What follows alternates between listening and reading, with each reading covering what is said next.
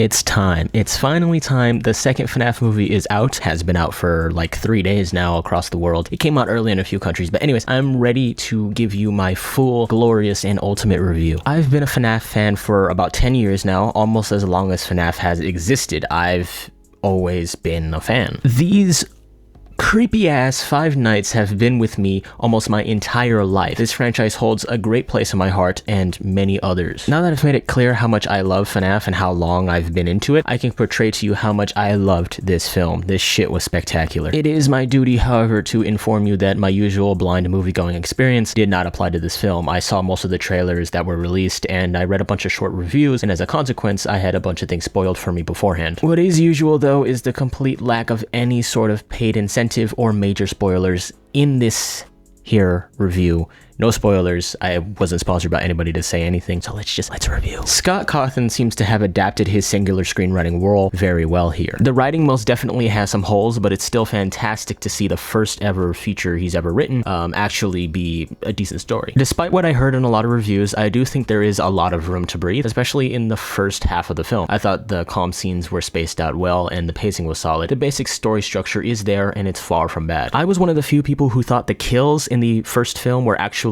great, especially when the babysitter got cut in half by the jaws of Freddy. That shit was peak. There's definitely room to improve from the first film, and they most definitely did in the second. They made great use of all the room they had to improve, and the kills are scary, creative, and the gore is heavily implied, but not shown in order to keep that PG-13 rating. They ride the hell out of the line between PG-13 and rated R. The vast improvements in horror make up for the lack of game ambience, you know what I mean? It still doesn't have the same ambience that the games did, but the gore and the scares make up for it in my opinion. And it's not just the kills that are scary either necessarily. This sequel is undoubtedly a horror film. This is an incredibly refreshing change of pace after the last film kind of felt more like, I don't know, a drama comedy. It had a really weird like genre last time, and now it's most definitely a horror film. It's fantastic. Now, I've already talked about McKenna Grace before on this channel. I think only once, but I definitely have talked about her before, and man, I gotta tell you, she's still a great actor. She's a standout performance. Holy shit. I will never sell my McKenna Grace stock, and I cannot tell you how more excited I am for Scream 7 now that I've heard that insane scream of hers. I'm not certain if her scream in the movie was edited, but if it wasn't, I didn't think it was possible for me to be any more excited for Scream 7 than I am right now, but I guess it was. Elizabeth Lale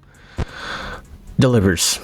She delivers. Her performance was solid. It was pretty good. It was nothing, you know, nothing too over the top and nothing, she's not going to win any Oscars, right? But she was good. She was definitely good, better than last time. However, there are issues with the writing of her character, Vanessa. For starters, she still doesn't really have much of a personality. She's still kind of bland, unfortunately, and she doesn't really stand out from the rest of the characters as much as she should, being such a different person than the rest of the people in the film, you know what I mean? And they removed one of the better things that gave her a little bit of flavor in the first film, which were her childish actions. You see, I really appreciated how they portray Vanessa in the first film. Vanessa was a lot more neurotic and a little insane in the first film, and her behavioral issues were a direct product of her very deep-seated trauma and were a lot more apparent in the first movie. Her sometimes childish and neurotic behavior in the first film can be attributed to the awful abuse that she faced as a very young child. She's still desperately trying to salvage what little of her childhood she can because she never had one. Her dad was a serial killer who exclusively killed children, for God's sake. She must have been terrified of him at all times. Her rageful lashing out in the first film by doing stuff like threatening someone with a gun, so on and so forth. I'm not sure if this woman should have a gun, by the way. I really don't think she should be a police officer, but that's beyond the point. Her lashing out in the first film was a direct result of her being faced with the dark reality of her current circumstance, which she obviously reacted aggressively to because that's all childhood was. Do you know what I mean? She never got to live in that little bubble of the delusion of a happy world that a lot of people get to live in when they're, I don't know, like from like 5 to like 10. I think she never got to live in that bubble because it was immediately popped by her father. You know what I mean? So when she's faced with things that are inside of that bubble, she immediately reacts in a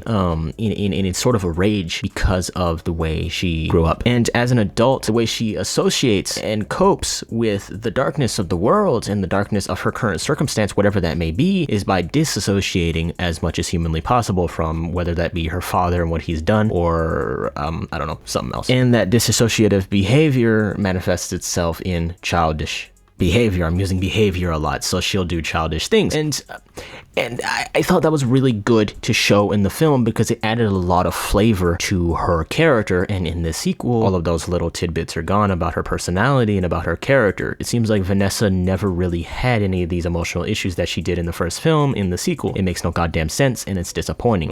They removed a lot of what made her character more interesting in the first place in the sequel compared to the original, and that wasn't great. Also, what did they do to Mike?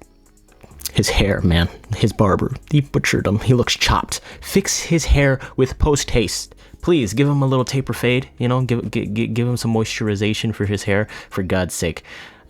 This is despicable. Sometimes throughout the entire movie, people will just suddenly say what they're doing in the process of doing it, even though there's nobody else in the room. This is what we like to call hand-holding dialogue. It's usually used to inform younger kids who are watching a piece of media as to what the fuck is happening because they can't keep along with it. And this got a little annoying as an older viewer. However, it is necessary in order for, like I said, younger kids to be able to tell what's going on. There is not nearly enough William Afton in this film. He's no longer the main villain and probably only has about 4 minutes of screen time, maybe at the absolute most. That's not nearly enough. We need more Afton. Despite the movie being almost 2 hours long, it feels really short. This was probably because I was having an absolute blast watching it, and time passes when you're having fun, but also it could be because of the pacing being sort of fast, but not really. But it felt really short despite almost being 2 hours long, which is kind of an issue. Henry Emily is actually well acted by Skeet Ulrich, the king himself, and written relatively well. However, just like William,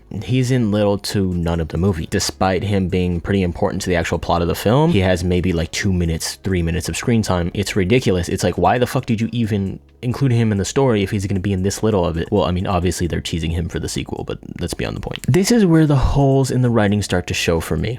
The film doesn't really feel like they know who the lead character is. They switch constantly between the perspective of Mike, Abby, and Vanessa. It's confusing. We need one person to focus on, not three. This movie needs one central lead. You have to choose either Mike, Abby, or Vanessa. You can't keep switching like this. It makes no goddamn sense. In the first film, it was more apparent that Mike was the main character. The story was a lot more focused on and revolved around Mike, but this time it seems like the stories are revolving around all of them all at once, and it's confusing. The effects are phenomenal. This will probably get nominated for like a Golden Globe for its effects, but probably not an Oscar. I mean, come on, the Oscars don't like these type of movies. I'm sorry, the Academy doesn't like these type of movies. However, it will probably get nominated for a Golden Globe for its delicious, amazing, impeccable visual effects, both practical and digital. I never found myself thinking that anything looked too cheap or janky. The animatronics are especially grandiose and delicious. They look so real. The proportions are a lot better on the animatronics than they were in the first movie. They're fantastic and they're really shiny too. I love it. And of course, they're almost entirely, if not entirely, practical. 10 out of 10.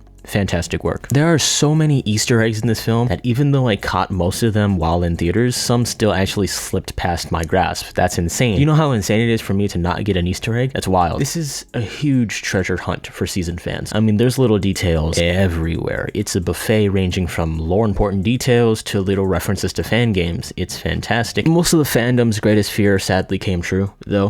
The withered animatronics do literally nothing. They show up for like 4 seconds. They're not important to the plot at all, and they kind of just are there. And again, they have like no screen time whatsoever, and then they kind of just disappear. They never really say what happens to the withered animatronics, I don't think. Do they? I don't remember, but I'm pretty sure the withered animatronics just disappear after a certain point in the movie, and they're wasted. The actual ending of this film felt pretty abrupt. That's pretty much all I could say without spoiling the actual ending of the film, but it pretty much just cuts off out of nowhere. It feels super abrupt. And here we are again, just like 3 years ago when the first movie came out, and just like 10 years ago when like Sister Location came out. This will set recesses and school cafeterias around the world ablaze with word of mouth hype. Time and time again, the FNAF franchise never ceases to be in the public eye. It's constantly captivating. It's constantly being talked about, and it's incredible. It's remarkable what Scott Cawthon has done, and it's crazy that this all started with a little point and click game, and now we have